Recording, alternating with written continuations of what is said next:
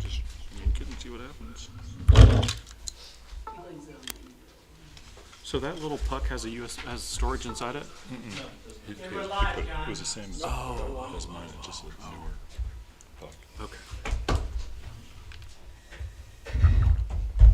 How you doing? Good. How are you?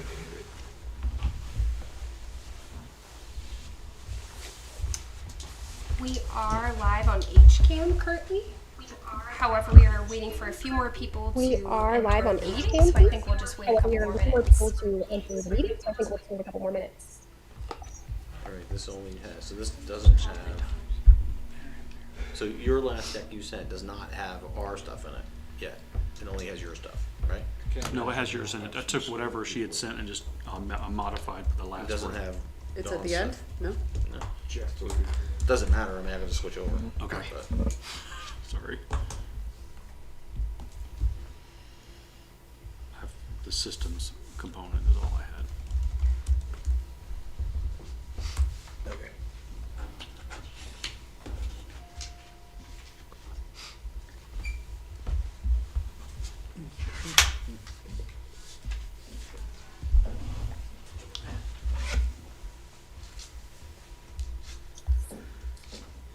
Okay, 2 seconds. There we go.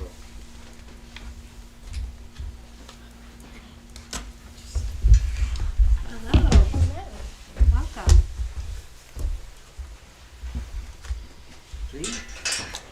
The room is filling up.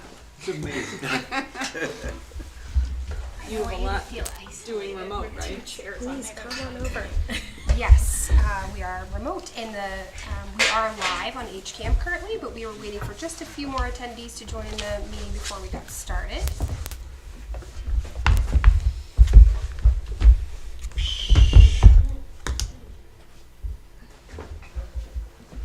This is a hybrid meeting, so we do have people here in person as well as others who are online.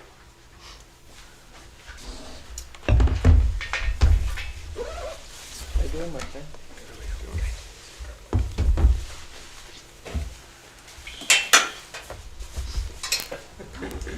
No apology needed. All right. So it looks like everyone is here and we are ready to call our meeting to order at 6:02 p.m. on the 17th of January. This is the Elmwood School Building Committee meeting. And we will begin our meeting this evening with public comment. If there's anyone here who would like to comment. In the HCAM studios, there is no one here to comment, so we will move past that. I will briefly go over the agenda for the evening. We'll begin with an approval of the meeting minutes. We'll then look for approval on invoices due to be paid to Vertex, Compass, Curry Printing, and also one to the Hopkinton Public Schools. Review of a sustainable mechanical system relative cost agenda item, a presentation on design option progress, review of evaluation criteria, recap of the community and faculty forums that were held most recently, approval for release of land survey, and then we will close by just reviewing the meeting schedule so those in town know the next time they can learn about this very important project. So we'll begin with the approval of the meeting minutes from January 12th, 2023. Is there a motion? I would move to the minutes of January 3rd as written, Madam Chairman. Second? So a motion by Mike, a second by Leah. Is there any discussion? We'll have to do a roll call vote since we do have some people hybrid. So we'll start with Mike. Mike Shepherd, yes. Leah? Yes. John Groot? Yes. Myself? Yes. And those minutes have been approved. the remote people vote or no? Oh, excuse me, Yes. John. Yes. I'm sorry, John, I can't hear you. Wait, can you say it one more time? Yes. And Bill? Yes. Thank you. Those meetings So that's 6. Yeah, have okay. been approved. Yes, we're up to 6. All right, great. Next, we have approval of the invoices, and we have a total of 4 this evening.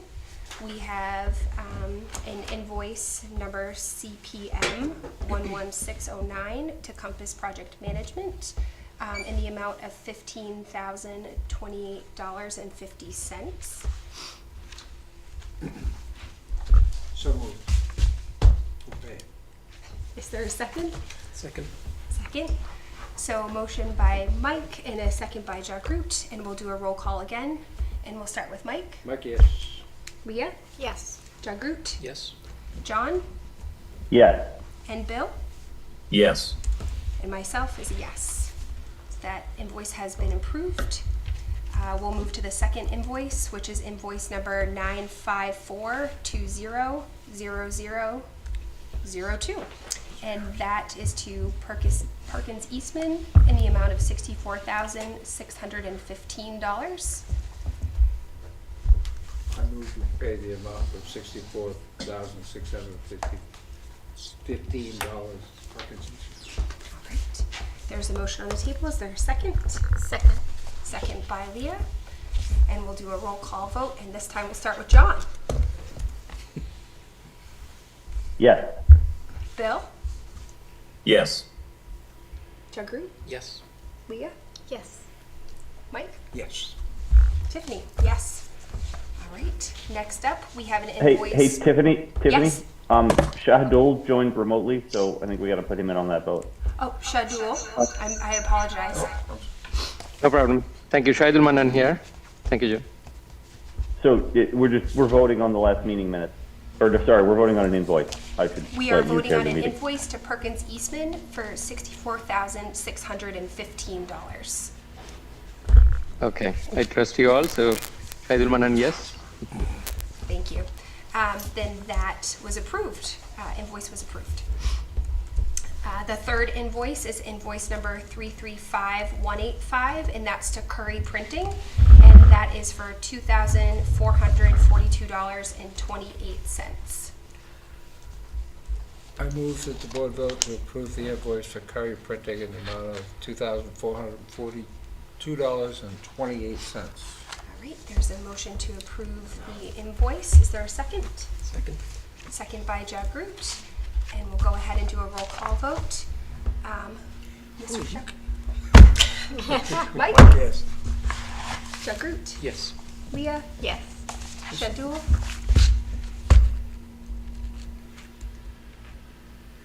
Oh. Shadul, can you hear me?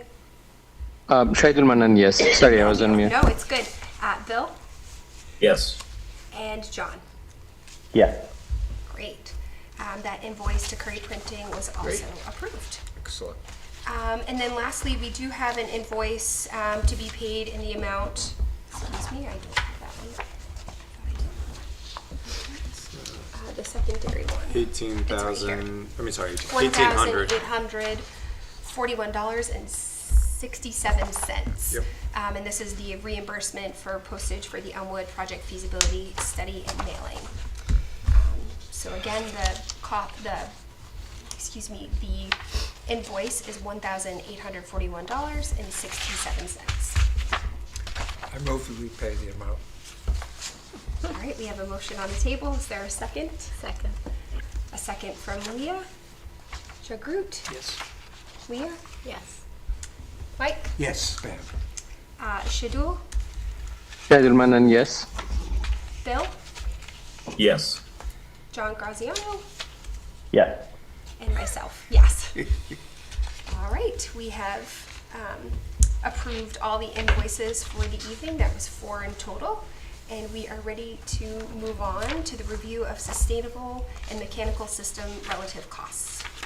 Can I make a request before we start? Yes. So this came in really late in the day today. I have no way to review these things if I only have a few hours ahead of time, so I have no way to look through things. So even if they're if they're draft, getting something a few days ahead, a couple days ahead, would be really useful to me so that I can come in well informed when we're doing this process.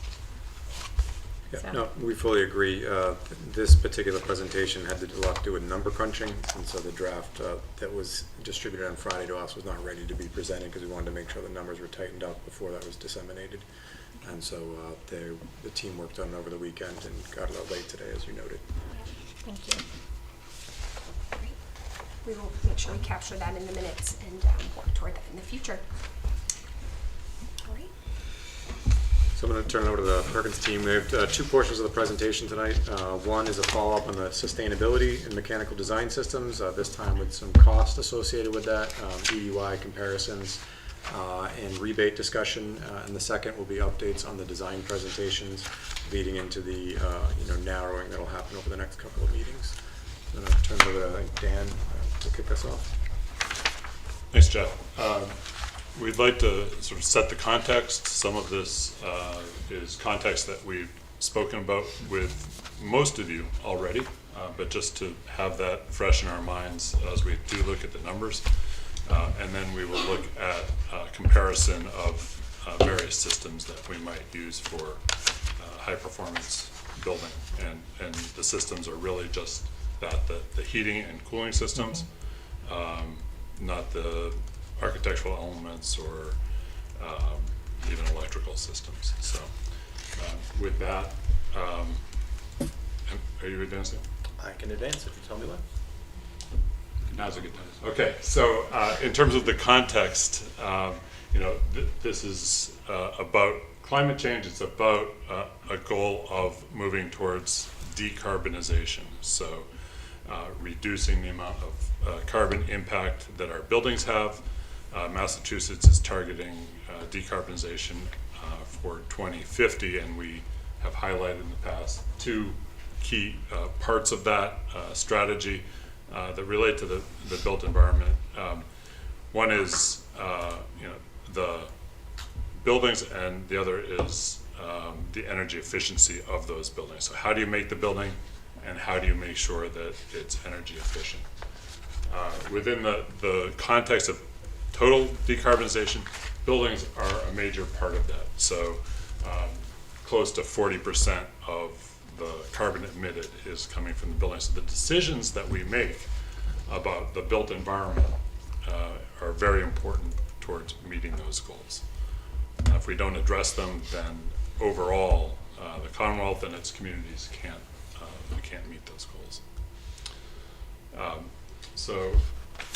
With that, we know in terms of context, Hopkinton is right at the center, but we shared with you some of the things around, communities around, and all of them really are looking at buildings as an important element, both commercial, and that would include municipal, schools, and like, as well as residential.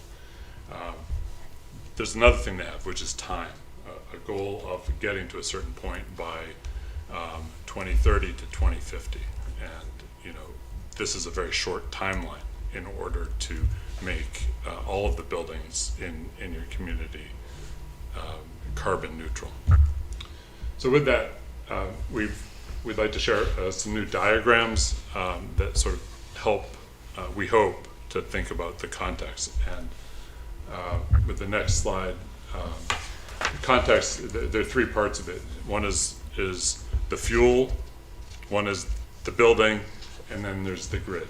And so if we look at gas or other fossil fuel generation and grid connection, this is a traditional way of looking at buildings where there's a fuel that's used on site that has a contribution to carbon, and then you have a grid that in whole or in part has been also fossil fuel, and that's what's supplying the electricity to the building.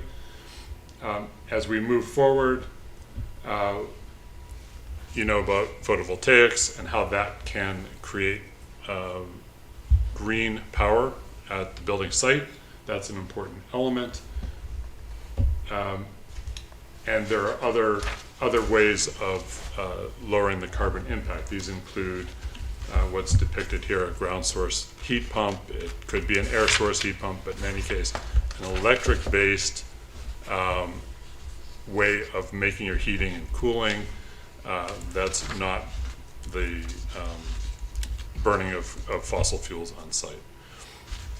That leaves the last piece, which is the grid, and that's not for a building project to do, but it is to say that that is the way that the Commonwealth and the world at large is moving, is to having a green grid, so that when you plug that building in, it is drawing on green power.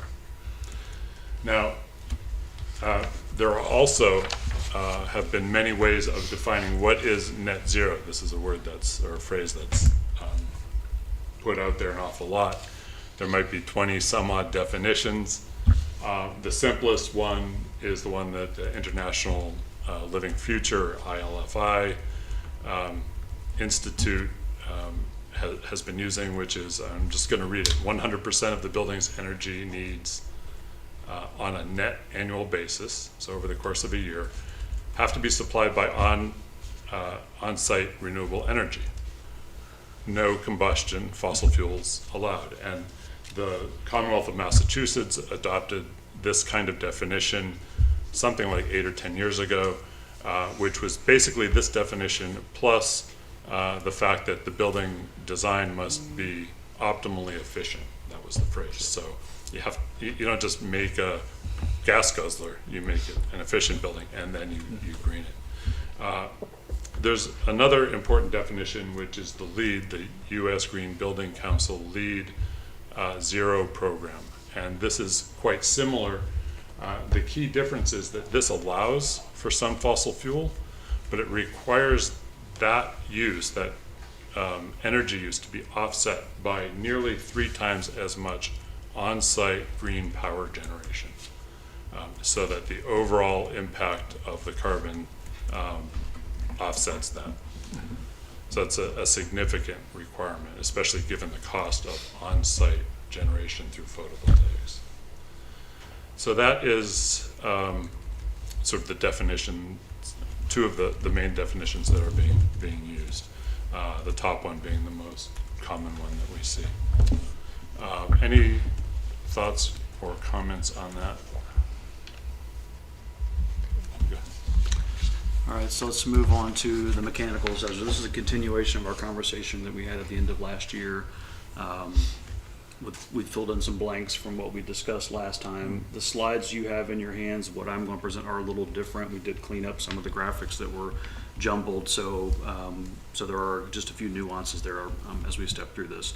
So this first slide is really the data set that came out of the discussion when I had you guys vote on what was important for you in these criteria. So the ring chart on the right, the further out to the outer band, the more important the item is to the voters of this, and it was, most of you voted on it. So the numbers on the left are rounded up to the nearest whole number, so they don't, if you look at the left and right, they don't match, because we're just trying to use even numbers for the purpose of showing importance is what this is supposed to do. So low EUI at the very top was the most important. It scored an actual 3. Acoustics was right below that. That's actually about 2.5, because each of those rings is a half a point. And then indoor air quality on the bottom right-hand part was the third most important. Everything else kind of scales backwards from there a little bit. So it gives you a sense of, at least when we talked about this a month ago, this is where your heads were at when we put this data together. And so then this is just a recap from last time. These are the system choices that we were reviewing, and this is the data we're prepared to present tonight. So we were comparing, as Dan mentioned, all electric type heating and cooling systems, and that's the ground source, the air source, and then the hybrids of those, and then the natural gas boiler heating and electric cooling, which would be similar to what you have over at Marathon and over probably at many other schools in town. So I'm gonna show. Sorry, go ahead. Was that me just echoing on myself? So So the next, I have a series of slides, and I have to explain these. They're a little bit complex, and I'll try to simplify them as we talk through them. But these are the life cycle cost charts for each of the 4 systems that do not include any incentives. So if you go to the far left-hand side, that's the first cost of these various systems. The far right-hand side is what we say is the life cycle cost, the year-end cost, the end-of-life cost of that system. And so we're comparing System 1 is the electric ground source heat pump. System 2 is the hybrid electric heat pump, so it's a combination of ground and air source. System 3 is the natural gas boiler VAV, and System 4 is electric VRF. So you can see on the left-hand side, GEO costs the most. It's the top on the list. The electric hybrid is, or I'm sorry, the VAV was second, the hybrid was third, and then the electric VRF was fourth in terms of highest to least cost out of first cost. And then we showed on there where the lines cross. It's hard to read this chart because there's a lot of information on it, and it's hard to see when the lines cross. But if I go from left to right, the hybrid approach pays back over VRF within 3 years. That's what that's showing you on that first circle. The second circle tells me that the ground source heat pump beats VRF, ground source heat pump beats VAV, and VAV beats VRF at year 9. So there's a lot going on at year 9 when those lines all cross. And then at year 19, the ground source heat pump actually takes over and beats the hybrid in terms of looking at it's looking at your maintenance costs, your energy costs over those periods of time. And so then in the end, that life cycle cost tells you that, so on the right hand side, the bottom one is the least. So GEO is the least, hybrid is the second, VAV is the third, and then the VRF is the fourth in terms of the relative order of all of those systems. Is everyone following along with what I'm saying there? Any questions on that? We have the data, the numbers also are supported on the following slides, which just gives you a visual representation of what we're trying to show. So the next slide gets into Mass Save. So Mass Save offers some pretty significant dollars, and it really has changed in the past, I'd say 6 months in terms of what they've kind of redefined that program. It's always been out there, but they really have geared that program more towards heat pump technology in terms of what the incentives are out there in the marketplace. So the graph's the same, the 1, 2, 3, 4 is the same in terms of the system points, but what you see are these inflections that start to happen. So ground source, there's significant incentives available for ground source, investing in ground source technology, investing in VRF technology, and air source technology. So all those are reflected, ground source being the highest. Again, it's hard to see the inflections in those numbers, but at year 3, you see ground source heat pump overtakes VAV. So it's a 3-year payback when you figure in Mass Save incentives, when you look at ground source heat pump to the VAV, okay? And then when we look at the ground source heat pump to VRF, its payback is 6 years if you look at it that way, and so on and so on and so on. So each one kind of has these different points that happen over time. And anything less than 10 years is probably something we need to be talking about. The rest of it just kind of is what it is, and I probably wouldn't be too worried about it in terms of the discussion here. So in the end, what that tells you is that the number, the life cycle cost didn't really change any in terms of the final number. It helped you on the front end to get a quicker payback is what those incentives are going to do. So you see that payback happening pretty quick, but the 1, 2, 3, 4 is still the 1, 2, 3, 4 from the previous slide. So the order of the life cycle remained the same. And then, so the IRA we talked a little bit about last time. The Inflation Reduction Act is new. It was passed into law October of last year. There's a lot of questions still surrounding what it means, how it can apply. There's massive amounts of money out there that are now available to state and local governments that otherwise was not available in the past through that legislative act. It used to be available to the private sector. In terms of those investments, like if I were building my own building, I could get tax credits back, but they now allow the state and local entities to come after this money to the tune of, again, and the incentive for this is they're really looking at geothermal technology and solar PV technology. That's the focus of that IRA was about climate change and reducing emissions, and so focusing on electrification of those systems is really where that law was surrounding in the legislation. So. And there's potential of 40% return on that investment of that geothermal system that we could get back. Where it goes, we don't know yet. If it all comes to you yet, we don't know that. But there's real money out there that, again, we don't want to lose sight of that as we further develop this. I will tell you, we're on the forefront of that as a company. We have projects that are on the books right now that will be applying for this money starting this summer because we already know what the values are and what the breakdowns will be. So I'll have much more information as this unfolds in the coming months. But I felt like graphics was an easier way maybe to look at this than the next several charts or just series of numbers. But did you have a question? Just looking at the charts, even though the order remains the same, you're seeing larger and larger gaps between 1 and 2 and 3 and 4. Yeah, throughout the because charts. because the first cost is still the highest for ground source, so you would still have to invest that large amount of money to do it, knowing that 3 years later, maybe 4 years later, that money would come back. And if it does come back to the town, you can do whatever you want with it. You could pay a bond, you could buy another building with it, you can invest it however you want to invest it. Is what you should be able to do with that. You know, what we don't know is what MSBA is going to say about that kind of sum of money. That they may go like, wait a minute, that's a little bit more than we were expecting, you guys to be doing over here. So we don't really know the answer to those questions, and they don't either because this is all hot off the presses in terms of everyone in the United States dealing with this stuff. All right, there's a proven track record with Mass Save and the MSBA, and we understand because 10 years ago they used to share in the savings the MSBA did. Then they stopped that, trying to promote green building. Right. And now this is yet a new program that's been rolled out at the federal level, so we still have to understand what that impact is to the project, and as Jesse noted, how that filters its way back to the town and when, because it's definitely after the fact when you've demonstrated the efficiency of your building and confirmed and completion of the building. Correct. Is there a timeline from the federal government on this money? Is it, are they doling out so much per year? 4 or 5, is there, how does the program work? So that's all still being defined by IRS, but there's a huge sum of money that's set aside, and that program began in January of this year and ends in December of 2032. So there's nothing saying they can only spend $1 billion a year or anything like that. It's it's a first come first served basis what it's going to be. So the quicker we get in and stake our claim, then the quicker we'll be able to get that back. So you would file it normally. You file it through a tax return through an IRS form, whatever the form is, and get that credited back to your tax return. Well, that doesn't really work in government, so they have different mechanisms in place that they're formulating yet still how to do that. Right, so for the purpose of us, I've asked the design team and the consultants to break that apart, right? And that's why you're seeing multiple slides here, because there's the first cost we know, there's the Mass Save programs that do evolve over the years, and were updated last year for better benefits than there were even the previous year. We would get in the program probably in 2024, so it's not a locked-in number, but it's certainly trending in a much better direction than it's been the last few years, and that's a known entity. And then I've layered in this extra layer, which we're not familiar with. We haven't done any projects under, but we're looking to Jesse and his team to provide more information, to bring back to the committee as well as town council and others in town to look at it and understand it. So that way it helps you and the people following at home to understand the realness of the upfront cost, the likely Mass Save, and the potential that we can get money back from the federal programs.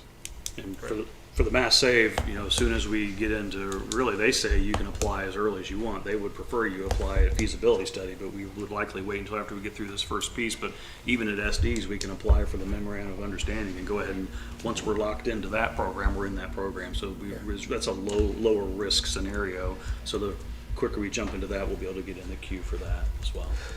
So we would be doing that, as soon as the project got green lighted, we'd want to get Eversource to the table and go ahead and get that in motion. And that's the slide prior, that money that goes with it. So if we go so the next series of slides are, I hate to present charts full of numbers and stuff, but that's kind of what we're trying to show with some cost data. So this really is, it's the data that all those charts came from. So it supports all of that information. So we have option 1A, 1B, 1C and option 2 across the top. So again, it's the same number. It's the ground source heat pump, it's the electric VRF, it's the hybrid, and then the natural gas boiler chiller scenario. So the first row is the first call. So it's what you would expect to see from a mechanical contractor bidding the project on bid day. And we worked with the cost estimators to hone in on these numbers. So the ground source is $103 a square foot. The VRF is $75 a square foot. The hybrid is $89 a square foot, and the chiller boiler option is $72 a square foot. So you can see some pretty big differences there in terms of the first cost. And we put the percentage of total project cost just to give you relative, like this is a big chunk of money out of the total project budget. However you slice it, it's a big chunk. Whether it's 7.6 to 10.8% is that range. The next row is the energy use intensity. And so this is the EUI. Again, we talked about this earlier. You know, the lower the better. And this data here we've collected is from our portfolio of actual performance data of buildings. It's not from energy models. It's from, we have a ton of data. A lot of data for our ground source would be less than 20, but I feel like we took some climate, we shifted for climate. A lot of our data is, you know, maybe DC area, so we shifted it up to get maybe more in line with what we would expect here for those numbers. So 25 is easily achievable for a ground source heat pump system. So, MSBA wanted us to aim for 30. Is that the number I was hearing? They defer to you guys. It's a local decision of what you want. At the onset of the project, when we put the RFP out to the design team, we talked about a target of between 25 to 30. Okay. And so that's a target. So it's not mandated. It's a charge that your committee has so far given to the design team. There are other incentives out there to go below 25. EUI, Mass Save has some programs that I think dovetail with the new programs that get below that. There are trade-off costs that are associated with that, but the all-in approach gets you, the most amount of rebates back to your teams. And the Mass Save has a ratcheted scale, so if you're in the 25 range, it's the maximum, and if you're between 25 and 30, they take a little bit off per square foot in terms of the rebate you could get back. So there's a sliding scale for that. What were you going to say, Dan? Well, what I was going to just add is that these numbers are relative, and that's the importance of them. Almost as much as the actual number. So I mean, these are not for your building, but we will be energy modeling to go with your building and can compare those. No, understood. But if the target is 30 and we're looking at 45 and 55, even if we model for our building, so are we going to reach 30 with those? I have some questions to Jesse. The data, they've done a ton of effort to get to this, and that's why we couldn't get the packet out ahead of time. But there's a lot of backup to get to these finite little numbers, and so our experience is that those other two options would get a lot closer to the 30 and not that high, but ours are modeled. They're not real world data. And so Jesse said he's got a lot of data from recently built projects. We have several under construction that are VRF, all electric, and the hybrid with the gas that are in the 30s and below 30 in some cases. So, once we get another look at the data and can understand it, we can talk about whether those are the right number, because 55 does seem a lot higher than I would expect it for a new building, and certainly higher than I think the Marathon is today. And so that's a data point. 55 is, if you were to go to Energy Star and look at an average building, you'd be at about 55. And we can lower that to whatever. I would say Marathon, the data we have for Marathon was saying 39, but I'm convinced that data is net metered, and I think it's off by 10 at least, based on what I'm looking at. I'm trying to uncover all that. This is unraveling on it so quickly. I think that the data that's being presented is there's a wrong heading on one of the charts I've seen, because if you look at the data, I don't want to get into the weeds, but right. There's apples and oranges you use the going word on. net, and in this case, I believe what you're saying is that there's the energy that the building uses, and then you can take away the PV if that's what you're talking about. So if the number is for Marathon is 39, that might be after the photovoltaics. Is that what you're saying? That is with the credit of photovoltaics. Right. Yes. It's That's what I believe. so I have to prove that yet still, because the numbers don't make. I've got a lot of data on buildings, and I've not seen VAVs operate that low. If it is, great, you've done a fantastic job, but it surprises me. That's all I'm trying to say. So I feel like that's a net number, whereas the other ones are more absolute, if that makes sense. Yep. But we've got to uncover all. I got to get my Sherlock Holmes hat on and figure that out yet still. Can you just quickly explain, so if I'm looking at the option 1B, the electric VRF, now we're telling the community that is a cleaner energy source, but we're showing our energy use intensity at 45. Can you? It's still all electric, so it's still using completely off the grid. There's no fossil fuels with it. It's an air source technology versus a water source technology, so it's inherently less efficient in the wintertime. So it effectively becomes an electrically heated building in the wintertime, because you don't have the energy gain that you would have with a water source or a ground source system. So it's just the efficiency of that system type. Well, you'll see those differentials between those two. Is the assumption then, if we're looking at net zero and net zero ready, is the assumption that we're going to be able to put enough PV on the building or in that space to cover that energy source or that energy use? So that next line item is what we perceive the cost of solar PV to be to get to that number, Tim. And so we would need to buy $17 a square foot worth of PV to offset geo, whereas I got to buy basically twice as much for the VRF. So those two are linear with each other, so they're proportional. So the EUI is directly proportional to the amount of kilowatt hours I need to make the building run. So again, air source technology inherently just operates at a higher efficiency point than the ground source will. And it's not that it's still not a bad number in the grand scheme of things. It's not great, but it's not horrible. And if you put enough PV on, that really helps mitigate. Now, what I would be afraid of is if it operated at 45 without PV, it would cost a lot to operate that building. So we have those costs come up on the next slide to really show you like what your operating cost would be in that scenario. Great. Okay. And so the hybrid then is kind of a merge between using ground source, and then we would add some air source to that as well, really as a measure to manage first cost. So, and we even talked about that earlier today, I think that this option really has some legs under it for you guys, because I think it's a great way to still get great results and really provide maybe a good hybrid balance of cost and energy and everything on it. So I think, that to me, that this has really jumped up as being a pretty important option as I've studied the numbers and looked at it. The cost of well fields right now, and the geothermal driller market is really limited in Massachusetts and in the region, and so the cost of those wells is, I about fell out of my chair when they told me what they were. So I really think that's got a lot of viability under it, and you still get decent amount of rebates and incentives by still doing that 75% geo piece. And so the natural gas option, we talked about that a little bit. Again, we've carried $43 a square foot for the PV. I didn't include what Dan described on that previous slide of the 2.8 multiplier. So that's like I just took natural gas and made it electricity and made it PV. So it's if we were to go this lead zero energy route, that'd be a different number. But I think that's just trying to make this as simple as I can, and it's hard with all the numbers I have flying around. So anyway, the total cost for zero energy is what that bottom row is. So that's the first cost of the system plus the first cost of the PV to give you a sense of it really takes those and kind of normalizes them. So you can see the numbers start to come closer together because the geo costs the most, is the most efficient, takes the least PV, so the numbers start to balance themselves out over time, and we see that a lot in this analysis. So I'm going to move on to the next slide unless there's more questions on this. How do you see the numbers, the relative costs trending over the next couple of years? I think everything's just going up and up and up.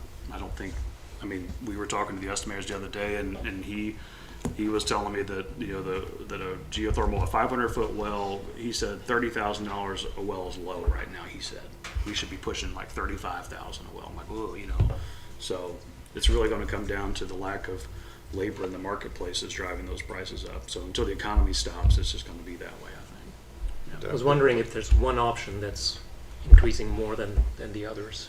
I think the well field cost, when I looked at the numbers talking to the estimator that day, that those numbers have increased faster from what I was expecting to see looking at the numbers. That's why that number is so high.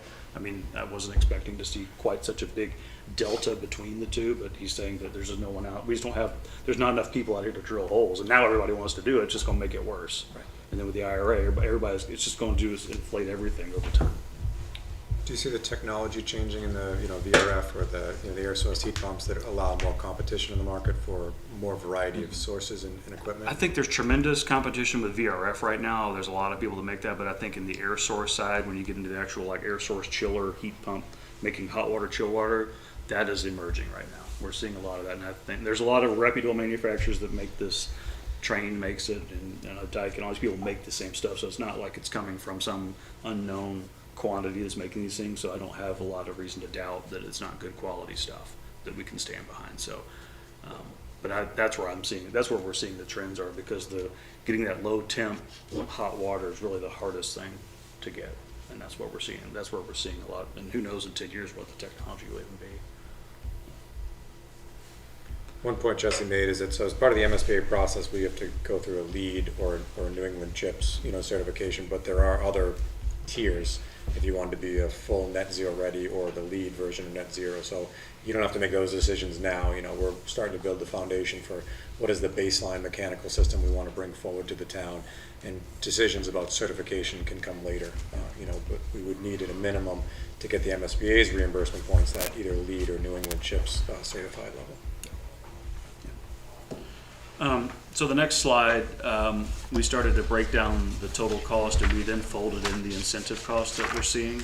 So the total costs are just to carry over from the previous slide. We did actually multiply the numbers out so you can see the math of what the system cost would be, 20.2 billion for ground source, 18.2 for VRF, et cetera. The mass save incentives, that's our estimate based on, and I've got some charts I'll show you later what mass save is saying, but there's a dollar per square foot amount, plus they have adders for heat pump systems now, $4,500 a ton for ground source and $1,800 for VRF and something else for air source, $800 for air source. So that all cumulatively adds up to the 1.7 million rebate that you would get, and that would happen. You get that in increments, so you get a chunk of that money after year one of occupancy, or at the end of construction, and the last chunk would be a year after occupancy. They want to validate that the building is performing the way that of why they gave you the money to do it. So they do take you through that process to get that last piece of money, last check. So that would come in two chunks. The VRF, again, there are incentives for it. They offered it at a lower scale. Again, that's why you're seeing a lower number there. And then the hybrid option is a combination between the two. So you'll get a credit for ground source and a credit for air source. And I've left the option 2 at 0 because they really aren't incentivizing that stuff right now. There may be some small credits we can get for that, but it's going to be incidental at best in terms of the other dollar figures we're looking at. And then when you get into the IRA incentives, this is where the real money potentially is. So like I said, 40% of that ground source is a lot of money, plus the PV that comes on top of it. So you can see we potentially get $7.5 million back if we can get all those incentives. That's some real money. That, again, where does it go? Who gets it? Are all questions that we have to find out the answers to. So again, you can see that across the board. And then PVs on all of those options. So there's a 30% credit for PV on all options. So I guess the more you spend, the more you save. So that's a good thing. But in the end, that's what that means across the line there. And then we totaled those numbers just again so you can see the net differences between the two, just for comparison's sake. So obviously the Geo has the most incentives and will win out with that. But then you still see some good numbers on the hybrid option as well. And then summarizing it, as we said in the beginning, that the option 1A, 1B, and 1C are all electric. There would be 0 on-site emissions for any of those options, whereas the conventional system would still have some measure of carbon emissions on site, and we just equated it to 83 equivalent vehicles driven per year, just to give you a sense of what the building's performance would be, because that's 386 metric tons of carbon dioxide equivalent. It's just a number. So it gives you a scale that probably is a little bit more tangible of what it means. So, considering that we don't know the IRA incentives, we're kind of teetering right on the hybrid versus GSHP, because hybrid ends up cheaper if you look just at mass save. Yep. Right? So I think that'll really highlight which one ends up, at least cost-wise, winning, is when we have a little bit more data on that. Because right now it looks like this huge difference between like VRF and the other two if we take in the IRA incentives. But if we pull them out, VRF is right in the middle too. Yep. On cost. Correct. It is. Correct. Yep. One quick clarifying question, if I may. The earlier slide had comparison per square feet for various options, and I think you had one for, the lowest one was the second one from the left for 102 per square feet, and highest 108 per square feet, and the highest was the first one with 102 per square feet. After the rebate, how do they compare? Because for the rebate, it was the higher number was the first one, and lower number was the second one. Sorry if I confused you. I don't have the slides. Yeah, can you go back to the next slide, Dan? This one? Yep. Yeah, so if we took, so you're asking what the dollars per square foot of the total cost with rebates is? Is that what you're asking? Right, yeah. I think eventually that would help kind of mind map Yeah, I apples to understand. Yeah, apples. that's a good observation. So yeah, geothermal is $64 a square foot. It's the first column. The second column is $95 a square foot.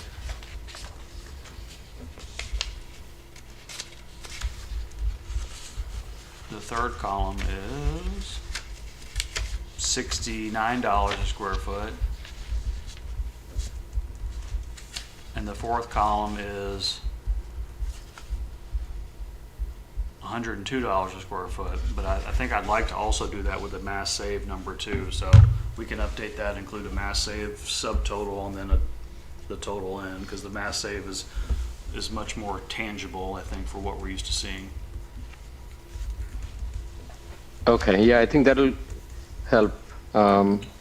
Looking at the picture, kind of applying all the possible discounts and benefits, right? Yeah. That'll help. We've looked And at this. related- Yep. Go ahead.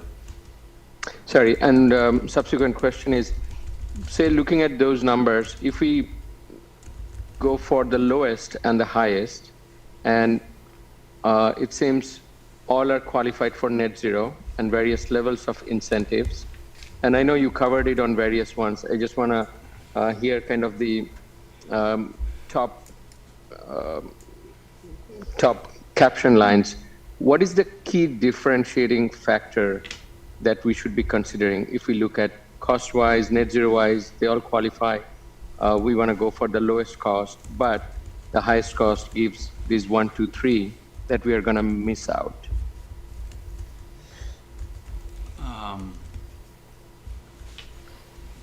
There must be some, I mean, there are a lot of variations, or not a lot, there are some variations of benefits and implementation and others. But if you had to pick like 1 or 2 top, otherwise the easiest thinking would be, why not go for the lowest cost and still get the net zero and, you know, reasonable amount rebates from all of those. I'm just simplifying or trying to simplify a little bit from. Yeah, let's go to the next slide, and then maybe I have some life cycle costs broken out that kind of gives you some of the buckets of what we're talking about here, and that might help provide some clarity to that. So this is the kind of the summation of all of the numbers that were on the spread or on the bar graphs from earlier.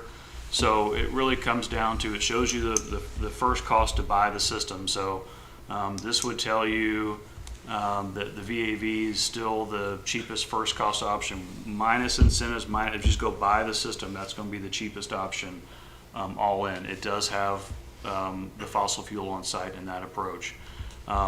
If you do want to invest in PV on site, the numbers start to flip. So that's why we go back, that other slide kind of showed where all those inversions started happening. So if you decide to invest in PV, the geo total is right at 20 million, and the option 2 is pretty close to 20 million as well. So the numbers really start to balance each other out. And then that hybrid then becomes the cheapest one. So it really it's a matter of what you as a town and a committee are looking to invest in, and how the right combination of options are to get to the answer that makes the most sense. When it comes to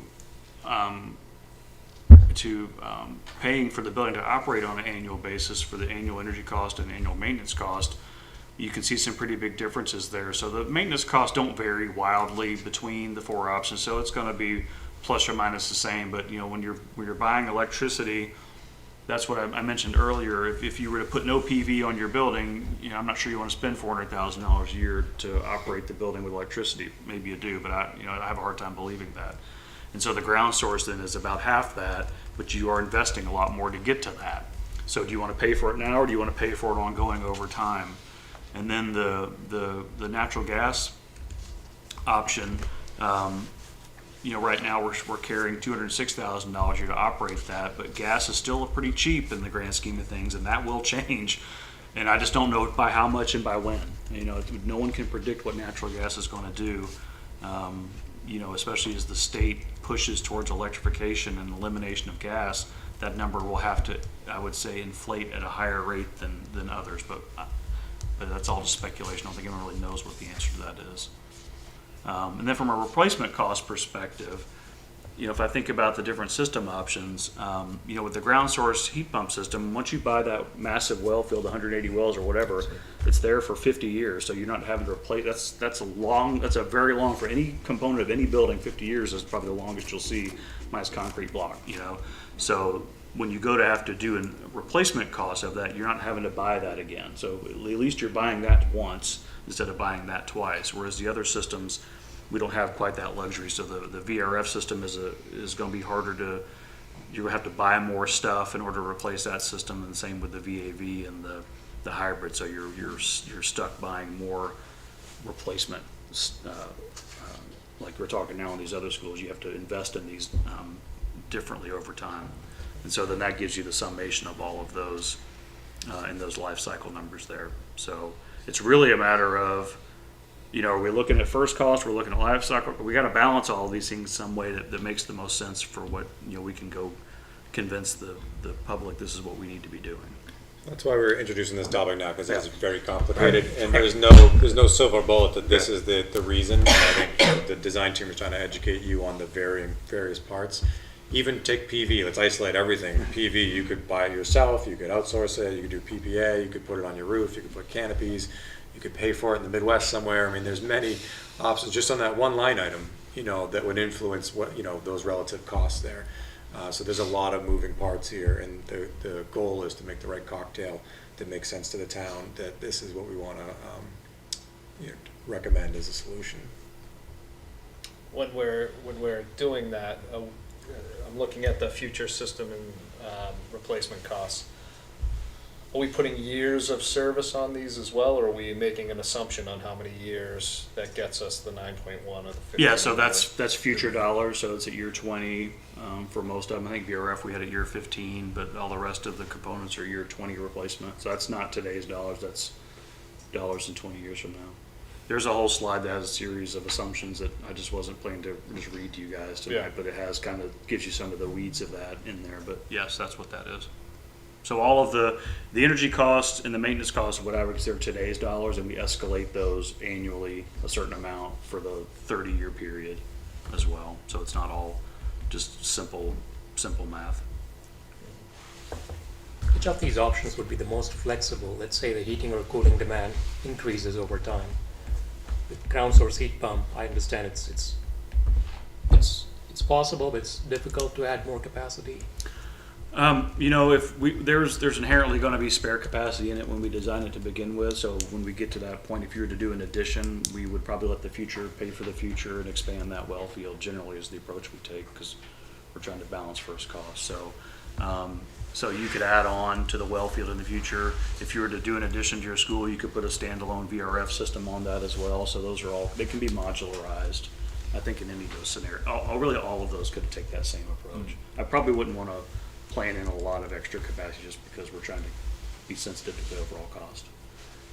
With the ground source, there's a lot of real estate that we have to find to put this well field that we were talking about, so that we may hit some, we haven't even really looked at this, what Jeff and I were talking about earlier, is we don't know where we're even going to put this thing yet. Like, we don't know the site exactly how the building's going to look like, or where we put 180 wells or whatever the number ends up being. So we may be landlocked, which is why the air source hybrid gives you that flexibility not to worry about that as much. So that gives you maybe some flexibility within that that option one wouldn't have given you.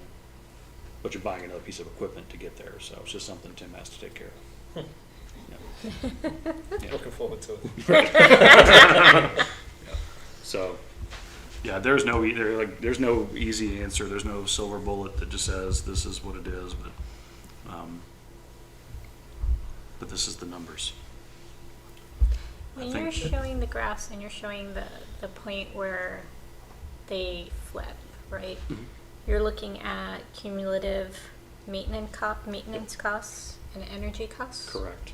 Okay. Right. So every year we take that number, escalate it or inflate it, whatever, 2%, 3%, whatever the numbers are, every year over 30 years. So, okay. Yeah. Thank you. And then what you see, if you go to the chart, you see a big stair step that occurs. That's when you investing $8 million or $9 million to replace a bunch of stuff. Yeah. Tiffany, I have a couple of questions. Can you hear me okay? Yes, go for it, John. Oh, okay. Or Bill, excuse me. No, that's okay. No worries. Again, thanks for all this information. It is a lot to digest. I have two questions. One is, you've shared some thoughts on, what you believe the cost of electricity will be in the future, and seem to be a little bit more hesitant on natural gas. I'm curious, why do you have so much confidence that do you have more confidence on where you think electricity costs will be than natural gas? And if so, I'm curious why. I just, electricity historically has been not as volatile as natural gas has been, even to this point. So I guess I've been trained to think of it as not being as volatile in the marketplace when it comes, but whereas natural gas feels, it's been volatile. You've seen spikes. We've just seen it recently spike in the past 18 months. So there's a lot more commodity that comes with that. So it makes me just have that gut feel that I'm a little more hesitant to what natural gas might do in the future because of that. With the push. Now, if you go to a different state, you might get a different answer. But I think in New England, with the push for electrification in Massachusetts, I just think it's going to be, because of that, it's just going to be a different animal here. But again, that's me just based on how I see the world. Okay. Well, and my follow-up question, and just a quick back to you on that, is we're seeing and have just seen a pretty big increase in electrical costs, and there's some thought with all of this electrification happening around the country, there's going to be more demand for electricity, and some wonder if that may escalate to much higher costs than what's being projected. But again, no one knows for sure. I'm just curious, and I understand your rationalization. My other question is, I understand this is I think our second look at these systems. And what's a reasonable time frame when we as a committee would have to make a decision on which one of these systems we would want to go present to the town? Thank you. I'll let you help me answer that one. So I mean, for our next major decision is essentially the size of the building and the site and location. That's what's on the foreground in front of us over the next 2 months. But the final decision when we want to confirm the numbers is in August. That's when we would set the overall budget. So as you can see from the numbers on the slides in front of you, if we were going with the higher upfront cost, that would have to be baked into those numbers in August. That gets brought back to the town for a fall vote. So that would be the latest point at which you could decide. At some point over the summer is the short answer. Thank you. And if I could add to your previous comment about electricity costs, one reason, one way to mitigate that is through on-site PV. So if you can invest in PV, that really will help mitigate that those fluctuations you see. If you own it, it's the best because you have total control over it. But if you don't want to own it, you want to go PPA, you'd have different rates you pay yourself back through that PPA. But I think you will see less volatility through having on-site PV. You can't do that with really as easily with gas as you can with PV.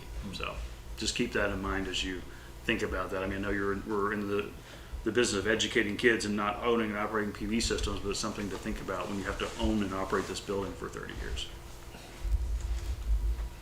Norman, I see that your hand is raised. Do you have a question or a comment? Yes, thank you. Regarding natural gas, I'm wondering if the MSBA has given any guidance regarding this option. I'm considering the fact that Massachusetts has its stated goal to phase out gas by 2050. You want to take that one, Dan? So far they have not made a guideline or recommendation. They're letting the utility sources be a local decision. They're not making it as a mandate through their program. They hold different seminars and we talk about net zero and the approach and the things that are evolving, but to date they have not issued an advisory as to how they recommend the buildings be designed. Okay. That could change though. Interestingly though, when we talked to the estimators this past week, they told us that they haven't estimated a natural gas system building in the last 2 or 3 years. Yeah. They haven't seen one from a public school standpoint. And the MSBA is moving towards the net zero buildings, moving towards all electrification. They're putting a lot of energy into the dialogue around that as well. And they might not be providing guidance, but they're providing incentives that sort of, in a way, guide you in different directions. Yeah, they could redefine their 2% incentive. As of now, it's only to be LEED certified silver or New England chip certified, but they could ratchet that up as part of our future advisory. And any decisions they make between now and when you have your funding approved at the town, we would be in that process. So it could change within the next calendar year. After you have your funding vote, you're locked in with whatever we were in the program at the time the town took their vote.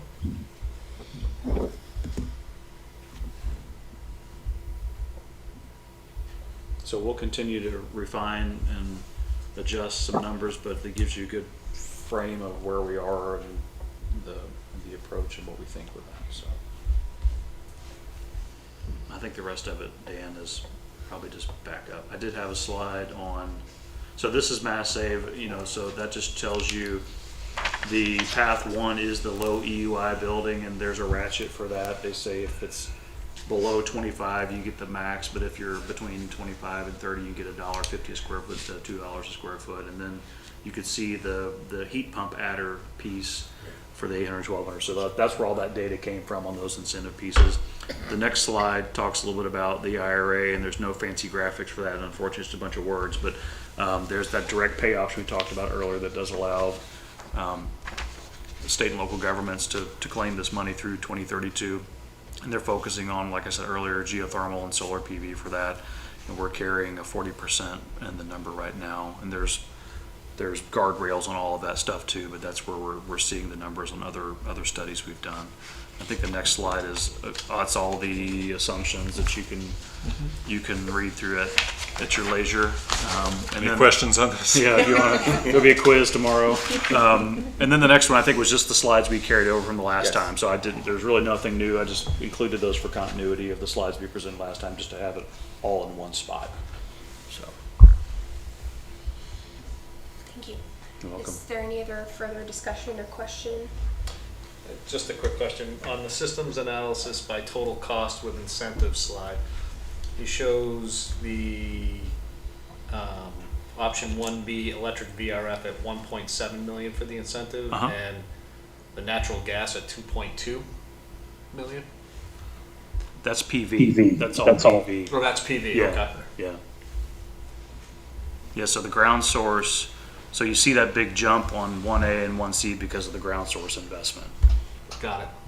Yeah, so the other two, and I almost broke those up into two lines because I thought someone might ask that question, but I said not to make it more complicated. Well, I was just trying to. I don't know. I'm not sure what we're really going to get asked, but we tried to anticipate every question you can think of. But anyway. No, I appreciate that. Yeah. Thank you. Yeah, you're welcome. Right, so we gave you the harder one first. We didn't want to get you fatigued.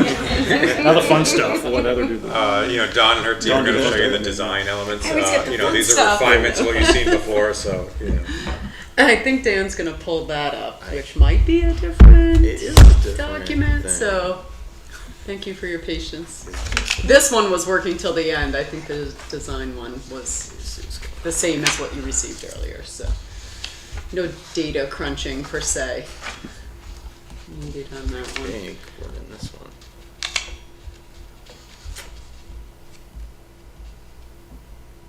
Right? Yep.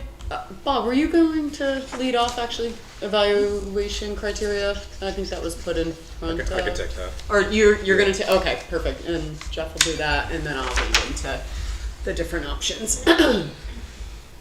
So as we embark on the next month's worth of meetings, we're in the portion of the project where we're evaluating the relative comparison of the options. And so the design team has listened to your feedback over the last couple of months. They've worked on some refinements, which you'll see today, soliciting the feedback.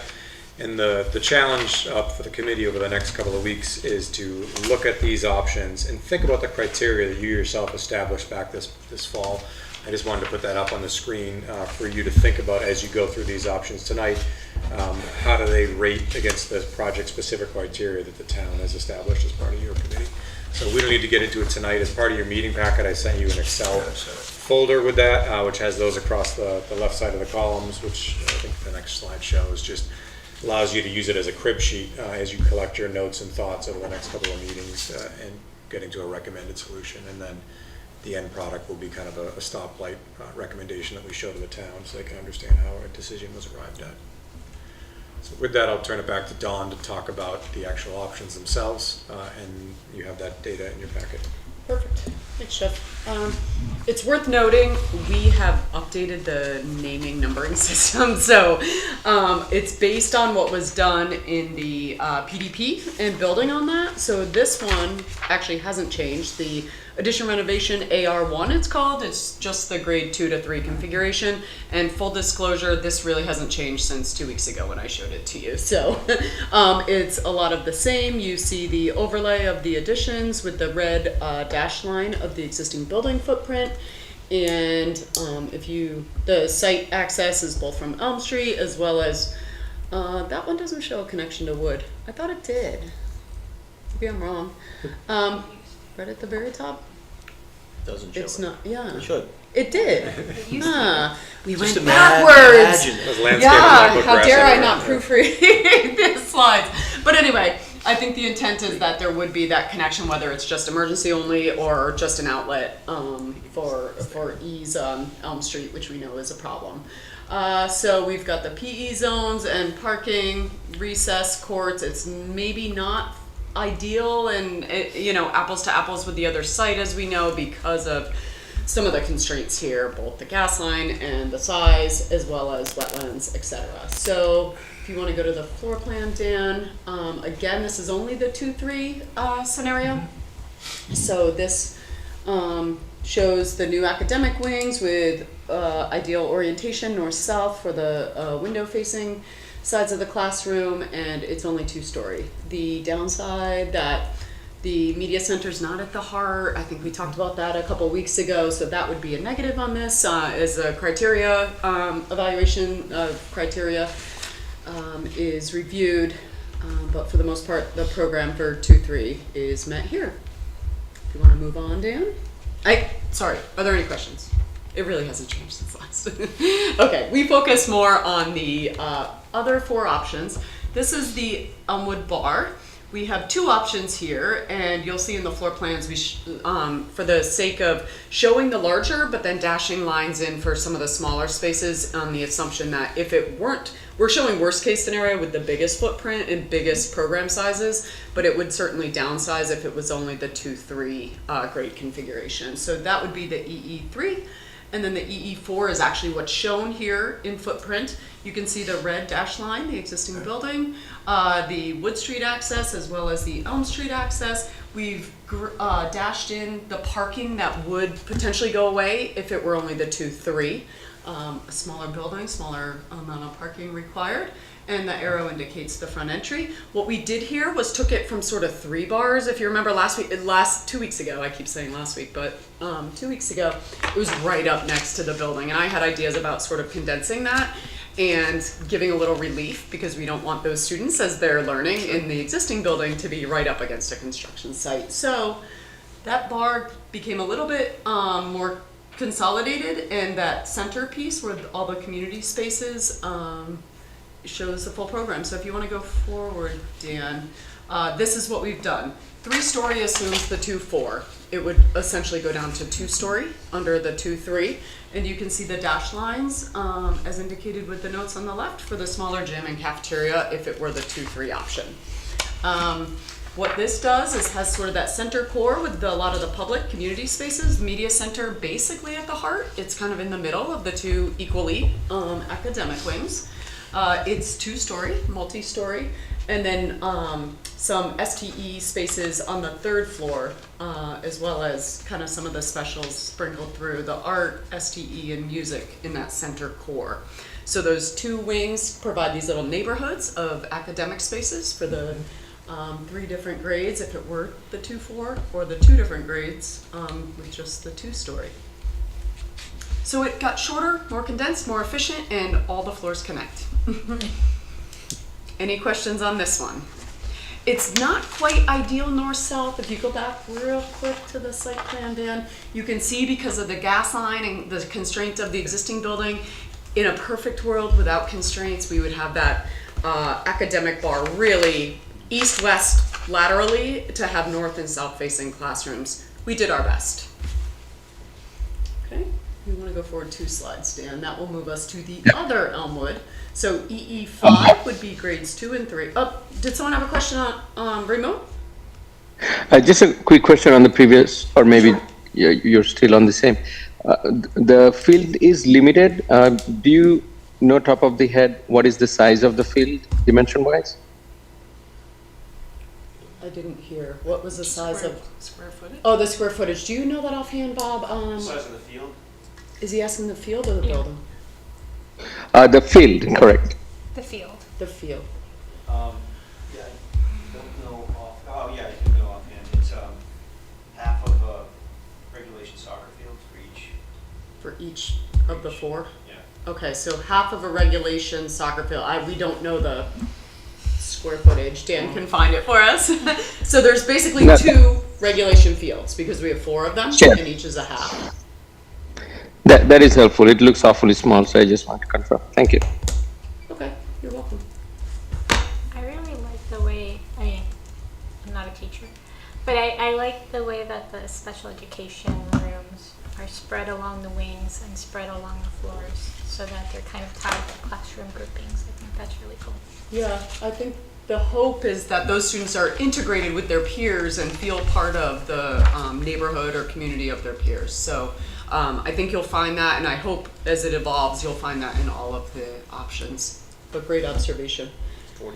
40,000 plus or minus per PE field, which there's 4 of. So what's that, 120 plus or minus? Do I have my, no, 160. There's 4 times 40, 160. Okay, let's go to this one. This, we talked about last time, the downside, the criteria evaluation. We would need swing space. No one's really found any, but in the event that it magically appears, this is certainly a better design, orientation, and fit on the site long term when it's all complete. We still obviously have a lot of the same constraints. We're not parking on the gas line, we're just driving over as it happens now. What you see is the building sort of on top of the existing building, so that one would need to come down first. We've got 3 wings, 3 stories for the, and I'll get to the floor plans in a moment, with all of the community spaces right up front. So upon entry, you would see and be able to access a lot of the shared / community spaces. The main access is off of Elm Street. We've got the parking to the northeast, and the dash would indicate a smaller parking lot in the event that this were to go to the 2-3 option, which is EE5. In this scenario, I'd say we could either get rid of one of the 3 classroom wings or the 3rd floor. So you could either have 2 3-story or 3 2-story in the case of the 2 to 3 grade configuration. If you want to go. Can I ask you a quick question about the layout on this one? So the parking lot configuration doesn't appear to have been access to Wood Street, is that correct? I think we still need that, and we'll need that to our landscape. That's sort of why I was asking. Yeah, I think that relief would need to happen at the northernmost side where we showed it on the previous one. And Okay. whether it's controlled access or, you know, sort of bus only or exit only, we can certainly, you know, figure out what's best there. But in my opinion, we need it, and apologies for that oversight. Okay, no, thanks for the clarification. Yeah. Agree with you. We'll note that. Thank you. It's also worth noting in all of these, you'll see down on the right, there's sort of site pros and cons, and the double numbers, the car queue, bus queue, and total parking, you're looking at the 2-3 configuration with a slash than the 2-4 configuration. So obviously with more students come more vehicles, more buses, and more parking, right? It's because you have more staff and more visitors, so. And those numbers have changed since last time we had our traffic engineer take a look at the numbers. Previously, we were working off of an earlier version of the program. So now the building program's more accurate, the site program's more accurate. Yeah, good point, Bob. Thanks for pointing that out. We were literally updating those today. Yep. Okay, the floor plan here looks at, again, 3-story, 3 wings, kind of little neighborhoods, little cul-de-sacs if you want to consider that they're, you know, you're not moving through a lot of classrooms to get to your neighborhood, but you're you're populating them in the sense that that is your neighborhood. So no need to travel through to get to another, which is nice. They're pretty nicely orientated. The uppermost maybe less than the others, but doing our best to keep them with the windows side of the classrooms facing north-south for controlled light. And we've got the media center at the heart of the school, right upon entry, kind of in that main thoroughfare. And it connects up to the second floor and then is kind of open to above volume that the third floor can see down to, and probably have stair connections to, and vertical access to. And here I did my best connecting all the wings again. And you'll see that with all of these. That was one of my first critiques, and as a way of, we kind of were able to condense and then connect. So there's kind of a nice view out to the site from that third floor over the administrative wing, which is just the one story with the STE above. So that third floor will have quite a nice view up to the site. Again, you'll see the dashed lines for the smaller grade configuration spaces. Any questions here? Okay, we'll keep going then. All right, we are moving on from the existing Elmwood site to the Hayden Row site. In both of the floor plan scenarios, we still have two site options. So you'll see we've relabeled them. We have HR for Hayden Row, 3 and 4, which is grades 2 through 3 and 2 through 4. We're calling this East because this is the easternmost side of the site, the deeper part of the site. You'll see in a moment, we'll call the other one different numbers, but west. So in these options, you have grade configuration, floor plan decisions, as well as site decisions. So this is the west, the east, not to confuse you.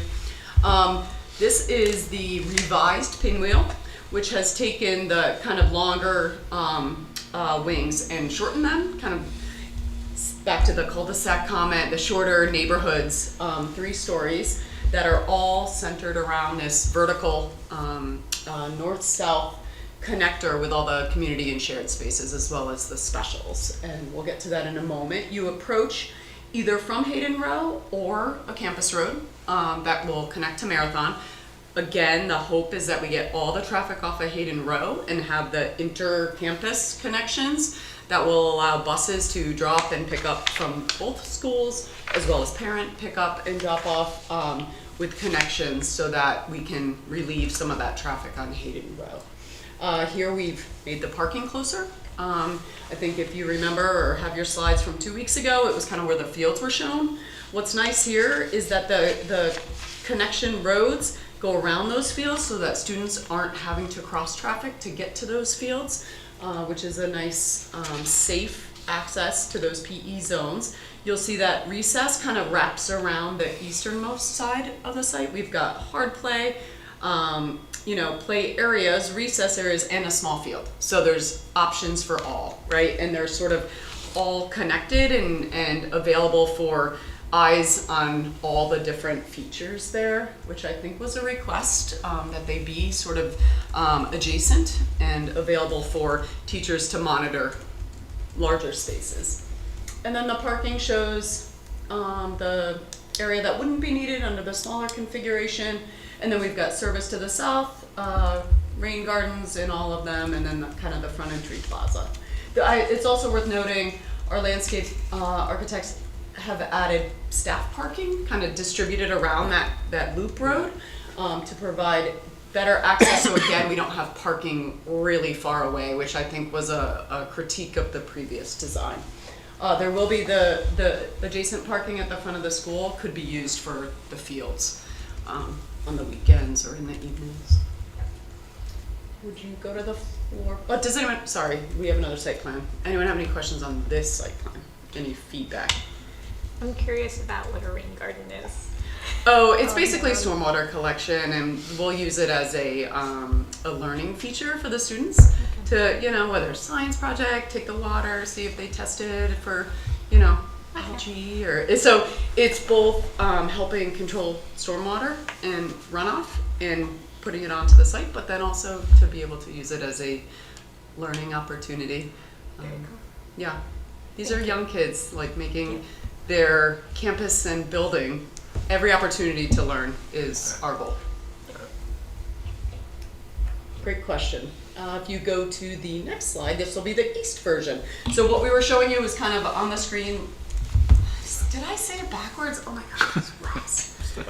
See, if this was like 8 o'clock in the morning, I'd be good. But it's 7 o'clock at night. I'm a different person. So it's true. So on the previous one is just off the screen to the lower right where we were showing that building. This is westernmost. So Hayden Row shows up on the screen here as we zoom in. You can see the orange access there. You can also see the connection marathons just above the title in this version. And here we're, again, we're still HR 3 and 4 because it's the same floor plan. It's really, these considerations are where the building is placed on the site.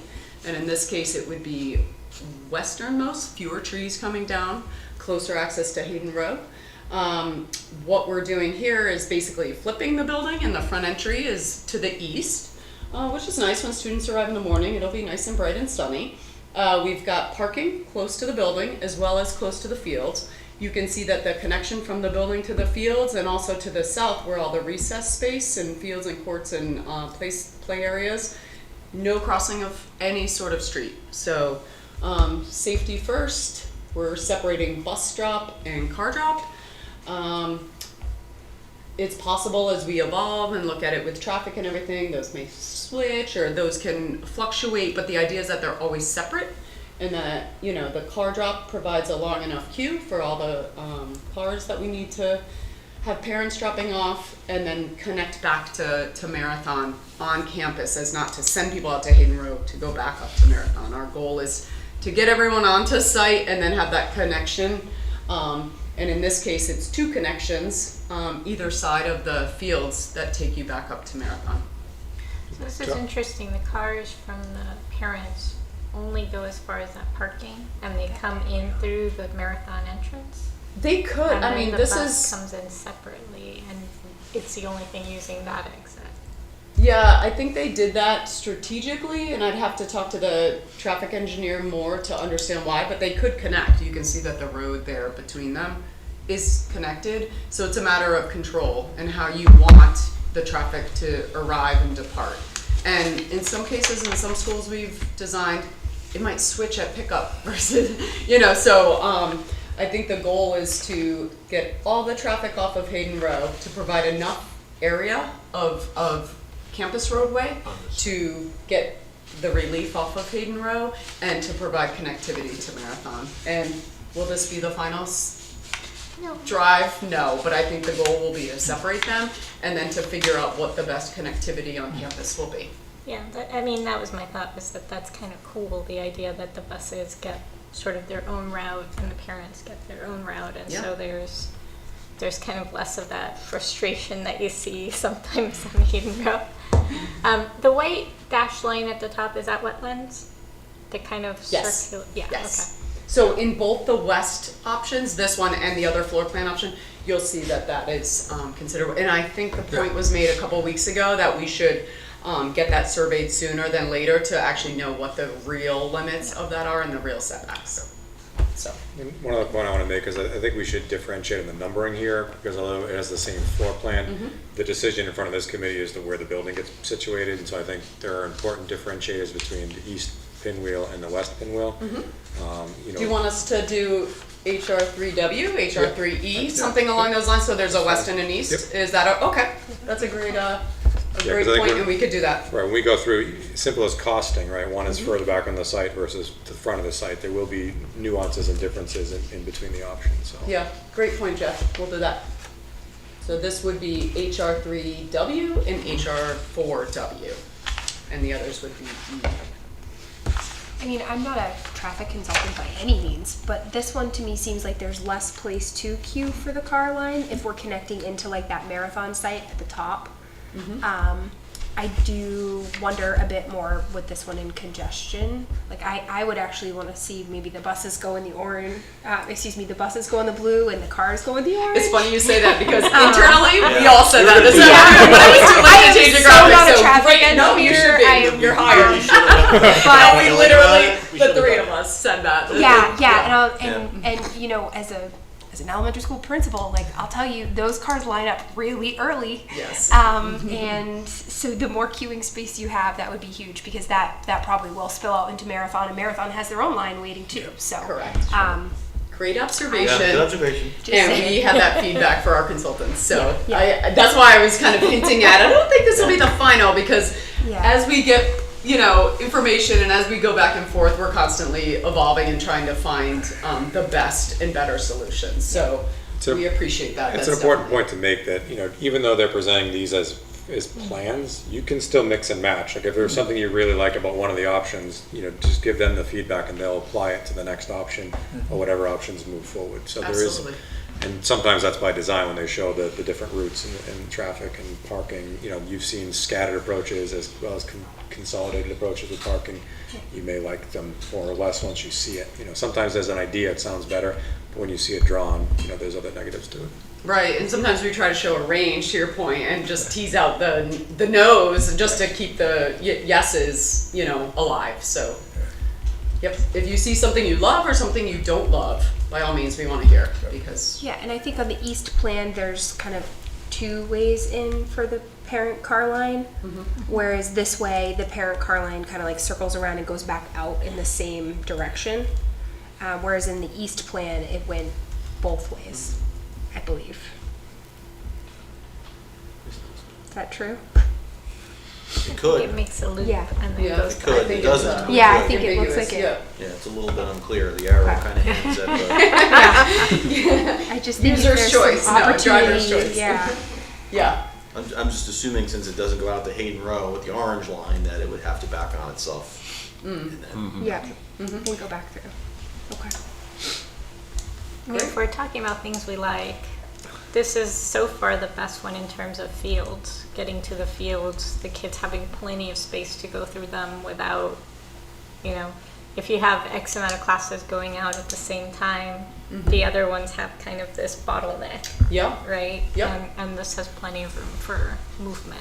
And you'll note that uppermost, northernmost piece of the building is the gymnasium. So in the event that they're using it for PE specifically that day, it's direct access. And whether or not someone wants to use it for something else, there's certainly safe access and no crossing and direct, along the front of the building And up to very it. close. Yeah, a follow-up question on that. Actually, that's a good point, Lee. I was going to ask that. It looks, it has more breathing room, but if you match the size, this one also has 4 half field and then a recess field, just like the Elmwood one.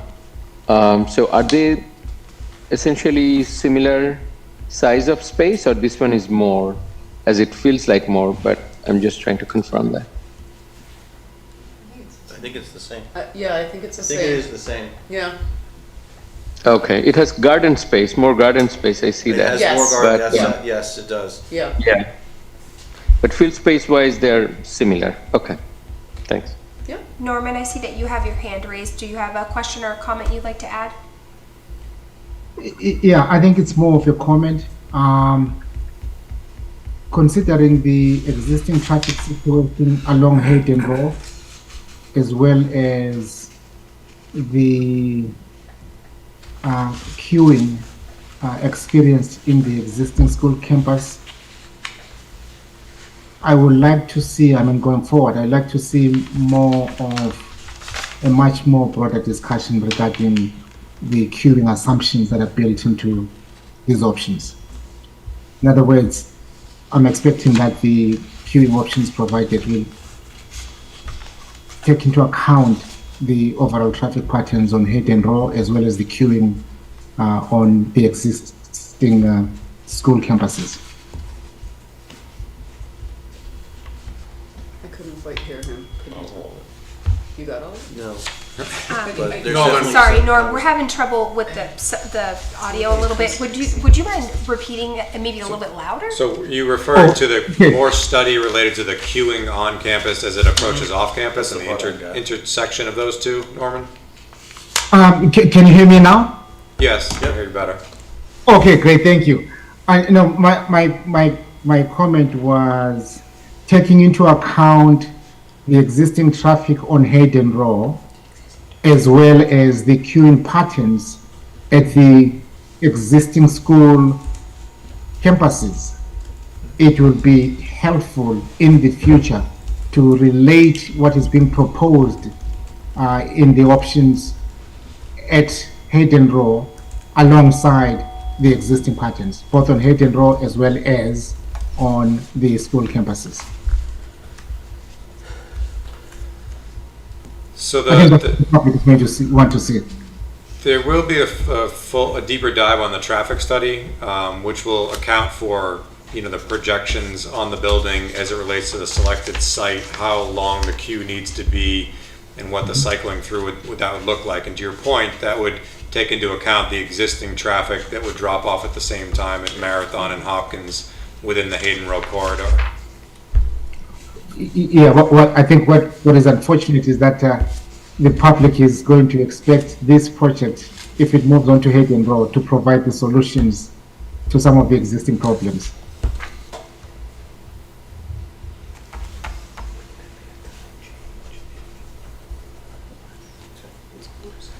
We should go back and look at the data we have from BHPOSA. He's saying, Yeah. you know, that it's obviously relevant to the narrowing of the options is his point. And so over the next couple of weeks, as we narrow on the options, make sure we don't lose sight of the traffic impacts on Hayden Row. And I think the additional point is just also, as we think about site selection, making sure we're crafting the conversation with the community in the right way so that it is really clear to everyone what the traffic impacts of this site selection would be to the overall Hayden Row.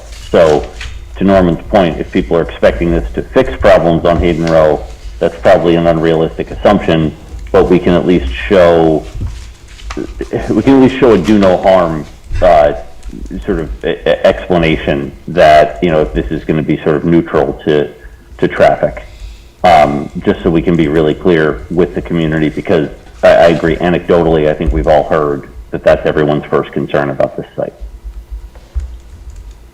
Got it. Okay, understood. Great. I think, Jeff, when we're looking at this too, if Hopkins becomes a 5-6 lower middle school, I think that's what we call it, that time would coincide with the high school, middle school drop off, not the elementary drop off. So that would take some of that potential traffic out of play at that time. So it would be these two at the same start, and then the others on the other side at the Yeah. same, versus what you have now, which is the Marathon and Hopkins together, and then middle. Got it. Yeah. Okay. If it becomes a 2-3-4. Yes. If it Got becomes a 2-3-4. It might make sense also to open this up a little bit so that you Let's have a just try to diagram solve all that the shows problems. both the, shows the marathon too, the drop off, the numbers, the queues there. Because we're not showing that here, that might be part of what's. Yeah. We Okay. should probably include that. Okay, we can do that. Great, thank you for that.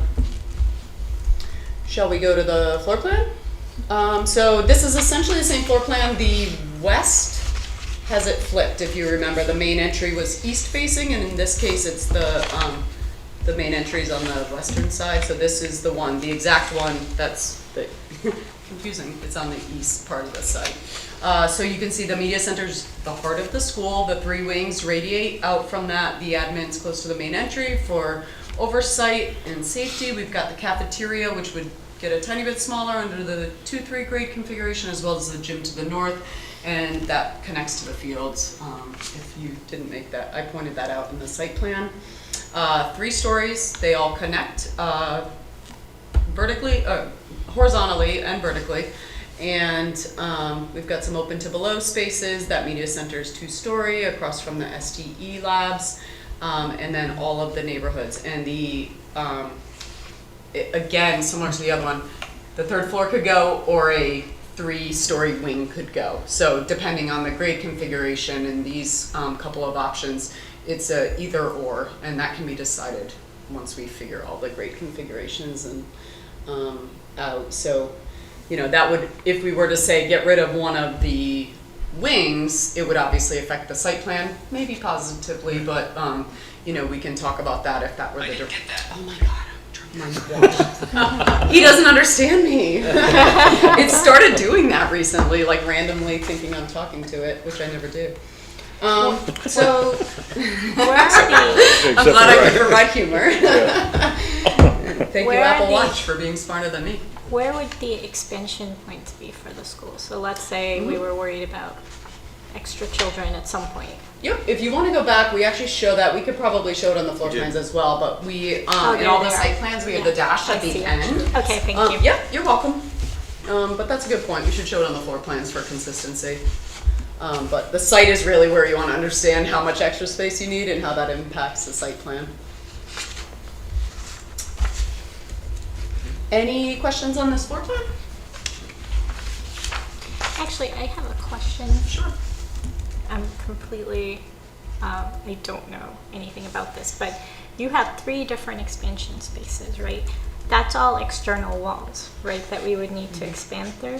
Yes. The cost of doing 3 different expansion spaces on external walls, would that be worse than the cost of like adding, let's say, 1 wing into an external wall? I'm just trying to get a feel for like the amount of labor to go in from the outside into the. I think you would have to assume that we would need all 3 expansions at the same time to begin with. So typically, we probably, depending on, what the population does, we seem to be hitting them one at a time or as we're Okay. picking those kids up. I think these buildings are designed for our expanded growth, right? As we're looking at our 10-year projections as we're designing this building, correct? When Yes. we're doing it. Yeah. So that would be beyond 10 years that we would start having to look at what we would need for additions. And I think it depends on, what the population does. Okay. Does that make sense? Yes, it would be more expensive to build Okay. one thing versus the 3, but there would be a grade issue, the way that because you're adding classrooms to each one of the wings, which is presumably a grade. So you would now have some imbalance that you'd have to figure out how that would be programmed. Okay. Any other questions? No? All right, last but not least, Hayden Road Village. We have called this HR 5 and 6. We will add the E to these and the W to the next slide. This is the deeper into the site option, the east version of the site plan. So similar to the other, you would, the front entry would be upon approach from either Hayden Row or from the Marathon School to the north. We've got parking up front. Again, we heard loud and clear the parking was too far, so we put the fields where they are, similar to the other option. And parking, most of the visitor and bulk of the parking, and then we've again got the staff parking up to the north here in this version. We've got recess courts, and the recess kind of wraps around the eastern side. You can again see the areas of expansion at the end of those 2 wings. The biggest change in this floor plan, we went from 3 neighborhoods to 2. If anyone, I see nods. Yes, you noticed. Very good. The idea was that for me, the outdoor courtyards became less relevant and friendly places to be when there were 2 smaller ones versus 1 larger one. And this took us back to similar to what we showed in the interview, which I thought was pretty compelling, in that one big learning courtyard, sensory courtyard, a space for all the students to go outside and learn. And that little nub that kind of jets into it is the media center. You'll see that in the floor plan in a moment. But again, it's not just the heart of the building, but a heart of the campus. So the wings did get a tiny bit longer. They're still 3-story, but felt like the campus-wide approach and feel was stronger just having the 2. So we'll see that in a moment when we get to the floor plans. But that was the biggest change. Here the gym is on the north, so again, direct access to the fields without having to cross roadways. We've got recess wrapping on the east, kind of an L-shaped. We've got the rain gardens, service to the south again. And most of the community spaces, it's kind of a bookend, the gym and cafeteria with the media center in the middle. Cafeteria. Did I miss anything on this site plan? Any questions? So this is the eastern one. I'll get to the western one in a moment. Quick question while you were on this slide. The dotted lines along with the buildings, those are the extension options or areas? Yes. Is that right? On the end of the classroom wings, is that what you're asking, the dash lines? I don't know. Correct, yeah. Yes. Yep, so it would basically be 2 classrooms per wing per story. So in the 2 to 4, it would be 6, 12 total? Do I have my math right? 3 stories. And then in the 2 to 3, it would be 1, 2, 3, 4, 8. Got it. And you have one additional recess field on this plan. I didn't hear that. There's an additional recess field, he's asking. Is there an Yep. additional? The recess field is at the north, and then the courts, and then the play, the structured play. Yep. 4 foot half fields. And then the 4 half fields for PE are on the left. So I think the program's one and the same. Got it, thanks. Yeah, you're welcome. Could I ask a question? It's probably for these fellows down here. Sure. How much equipment will be on the roof, say we go for this low carbon footprint option? To be determined. So I can't say yet. I mean, our goal would be is to not have any on there if we didn't have to. That would be except for- my except for idea, too, PV. if we could put Except more for solar PV, panels. but, you know, we run into areas where a rooftop unit for maybe fresh air could be, I could see that being appropriate for a building like this. Is there a difference between, say, the ground source and the air source?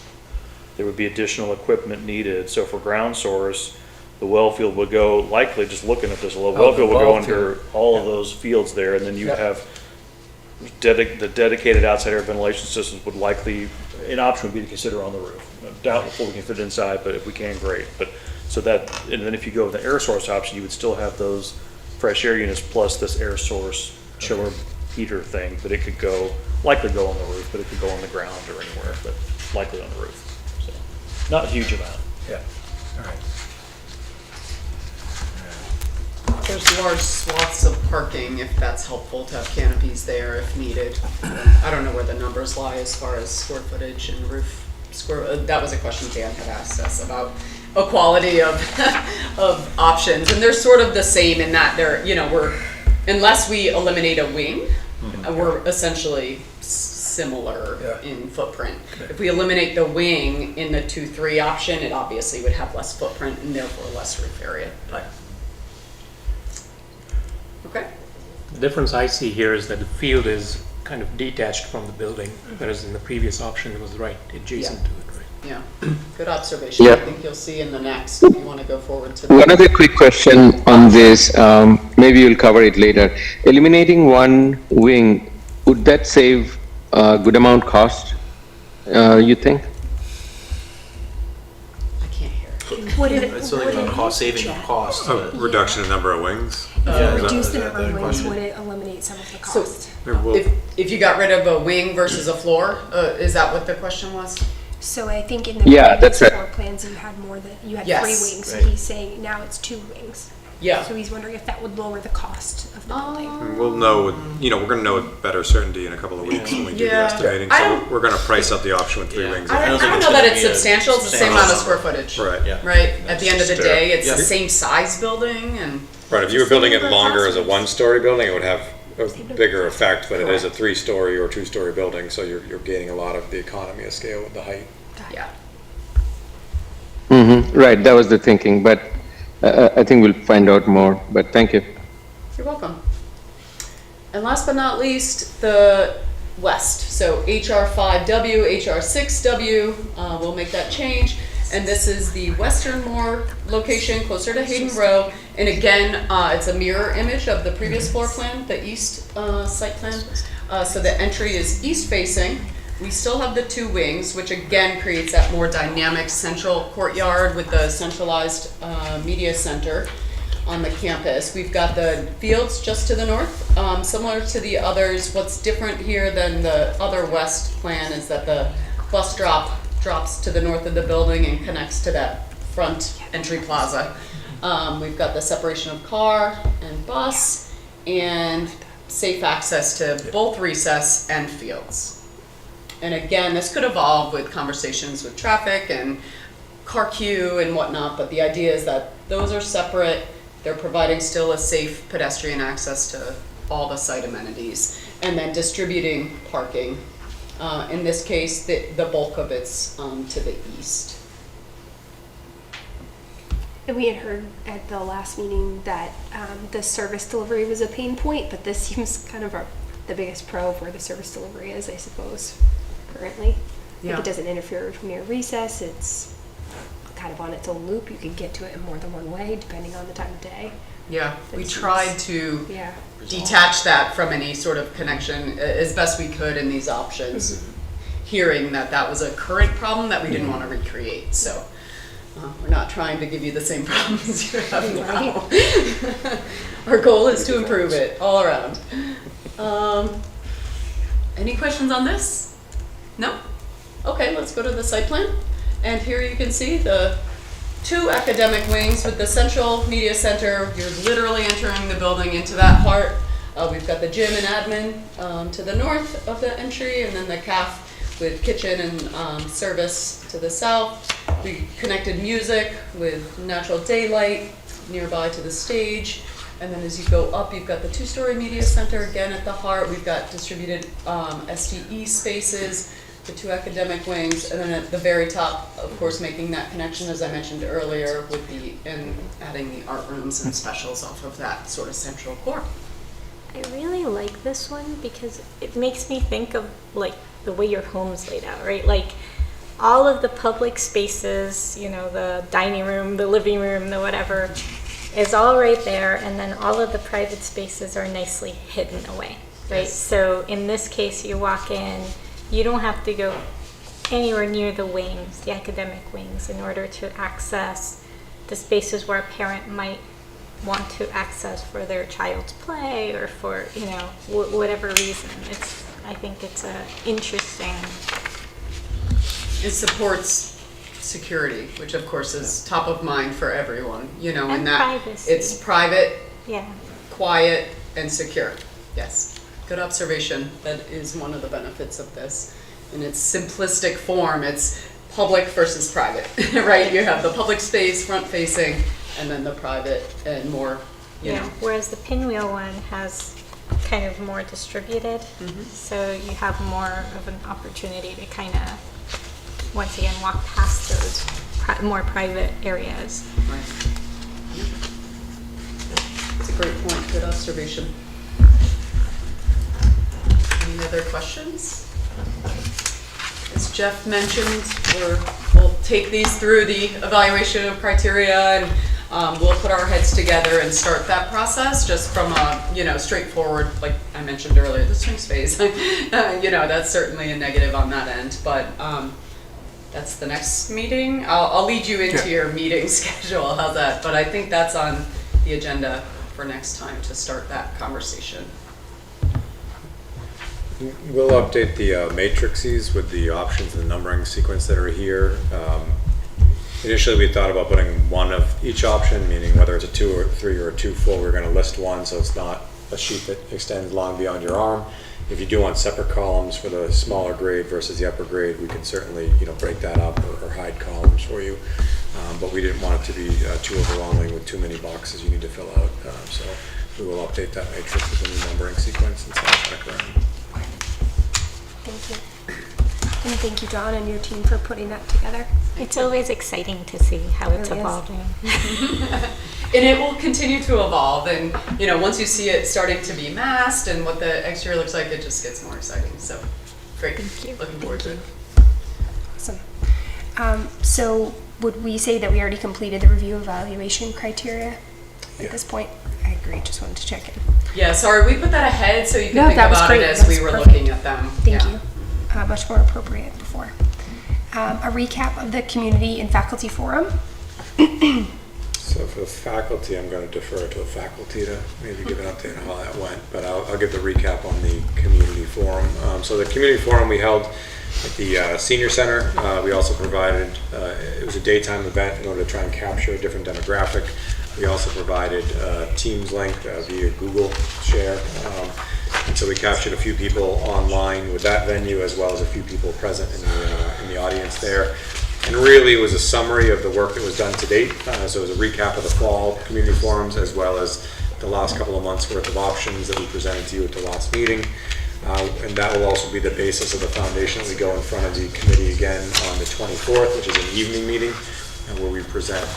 The cost there had to do a lot with comparisons back to Marathon School and cost overall. That was one of the big questions that came out of that, is how is the cost of today's construction different than the Marathon School, which was under construction 6 years ago, and how does this project relate to that? So I think that's an important anchor point we're hearing in the town, to relate it to the most recent large project that the town has undertaken. I don't know if Dan, if there's anything else that you want to mention from that. That was the big takeaway from the two individuals. We couldn't break into the knitting circle. It was a very well knitting circle. They did not want to come listen to me speak. We did have a few questions on the way out the door, right? Yeah, we did. They were interested in how big it is and where it's going and all that, but they didn't want to sit there and talk about it. Yeah.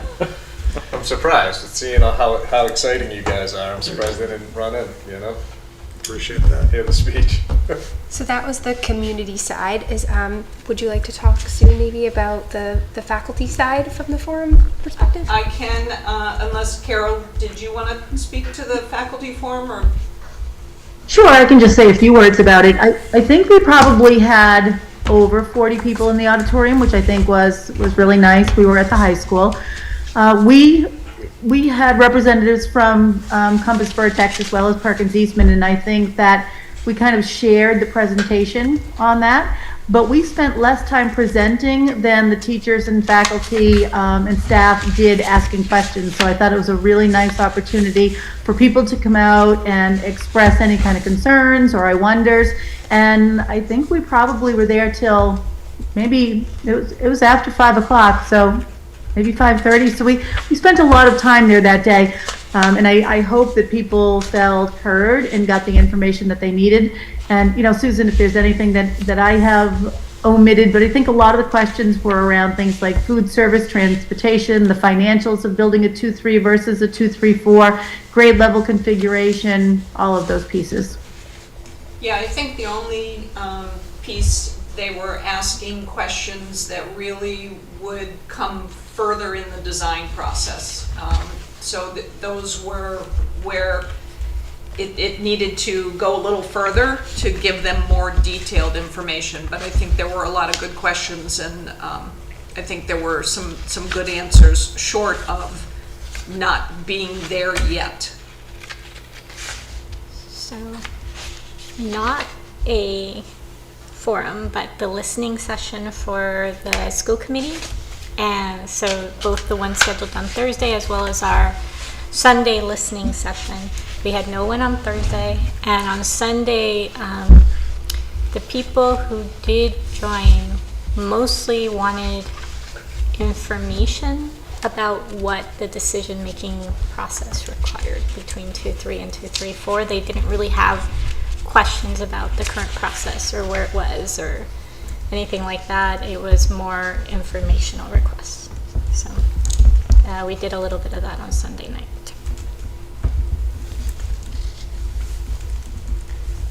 Great.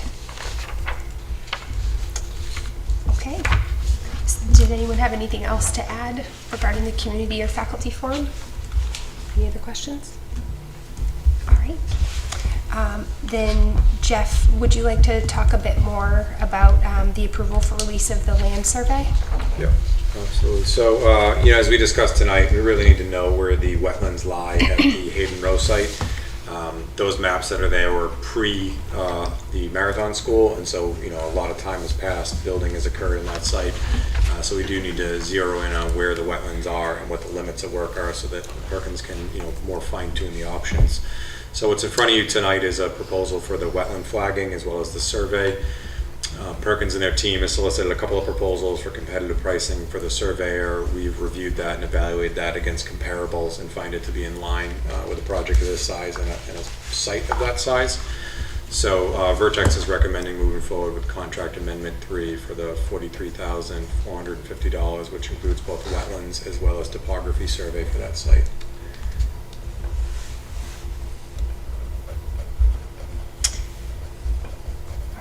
So you're seeking approval of wetland flagging and topography surveying for the amount of $43,450 to be approved this evening.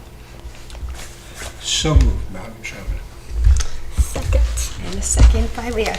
So a motion by Mike, a second by Leah, and we'll do a roll call vote. Jagrup? Yes. Leah? Aye. Mike? Yes. Myself, I am an aye. Shadul? Yes. And Bill? Yes. And John had to exit the call, so that did pass with the people who are present on the call. Great. And then in closing, just to review the meeting schedule, next week we do have a community forum from 6:30 to 8, which will be both in person at Hopkinton High School on the 24th of January, and it will also be recorded via HCAM.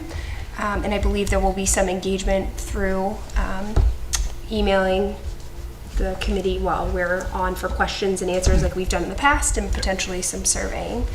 So anybody who cannot make it in person can of course engage virtually. And then we have another upcoming meeting in January on the 31st. That will be here at HCAM as well, beginning at 6 p.m. So with that community forum for next Tuesday, actually a hard copy mailer went out to all the residences in town, really trying to drive volume to that forum, so that people can have an ability to visit and see what's going on with the project prior to any decision recommendations occurring. The other item that was changed on the meeting agenda, our meeting schedule, is that we talked at your last meeting of having a placeholder on February 7th, so I just wanted to keep that on your radar. We are looking to hold that meeting and present the cost at that meeting. So we'll have updated costs for the 7th prior to your deliberation on the 13th. So I just want to keep that in people's foreground, because that calendar invite had not been sent out yet for that one. What's the date that the school committee is going to determine whether it's 2-3 or 2-3-4? The second. Last we heard was the 2nd, so this also provides another meeting, since that shifted back a week. That gives us another meeting to have a meeting amongst this group before we get to I was only thinking because that'll make this process a little bit simpler once we decide. So the school committee should have further discussion this Thursday. They missed having the opportunity for discussion at the last meeting because the agenda, but this meeting, Thursday. Sooner the better, it's great. Thursday at 7, and then they have an additional configuration discussion on the 23rd. I have so many school committee meetings right now that Like every week It is there's a highlighted meeting. in yellow, so it No, could the be 23rd is gone. the 23rd. That is gone. became the 2nd. Yeah. All So right. the school committee requested to have that on their regular night. On a regular So night. that'll occur on the 2nd. All right. So you can delete those yellow ones. All right. Unless you're looking for another So to meeting. confirm, No, thank you. for anyone who would like to watch or attend the school committee meeting to hear more about grade level configuration, you can do so this Thursday at 7 o'clock, the 19th, and then again on the 2nd of February. And we hope that many people who are watching tonight and who haven't yet might be able to grab a friend and come to the community forum on the 24th next Tuesday. Hey, Tiffany, I have one question for Jeff. Would it be okay if I asked now? Yes, please. Depends on All what it is, right. Bill. It's a follow-up to what you shared about the community forum. You may or may not have had a lot of people there, but there was the question on concern of the cost. And I think, our role of being good stewards of the taxpayers' money, it's a balancing act. We want to design a great, efficient school with a very good learning environment. But as costs keep rising, and who knows, again, what's going to happen the next year or two, I'm just curious, in the past, when you've worked with towns that are trying to be very frugal and watch every nickel, what areas of the design phase do you focus on to where you might find some of those savings?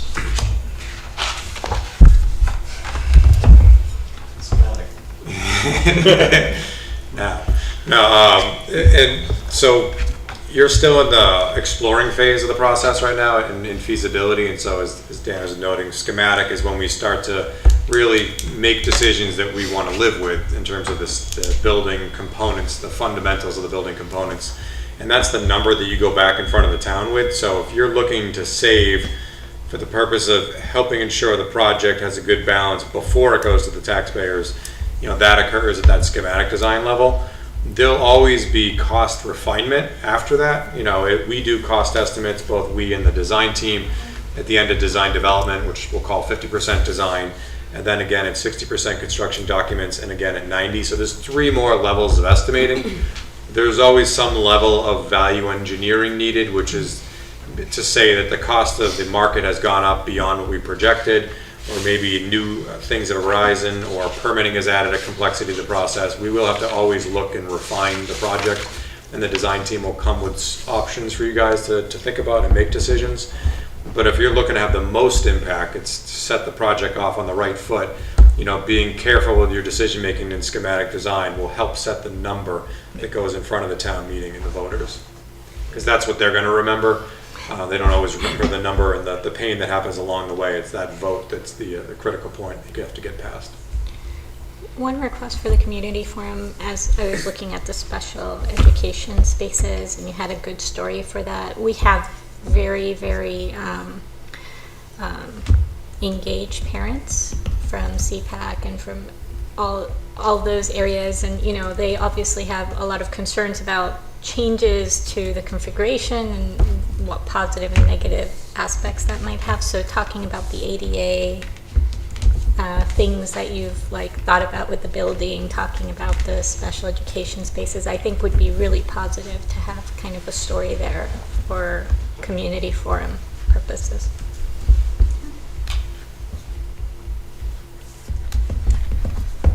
Okay.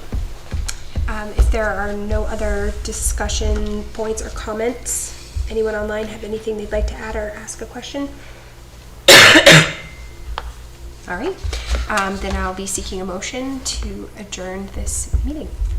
You're looking at Mike. So moved, Madam Chair. Motion by Mike and a second by Jagrut. Thank you. And we do have to do a roll call. So Jagrut. Yes. Leah? Aye. Mike? Yes? Yes. No. Shadul? Yes. Bill? Yes. Yes. And I'm a yes as well. Thank you, everybody. We appreciate your time and It attention. sounded like you wanted to hang out. Have a good night. Good night, everybody. Should I nod? Should I say yes? I know.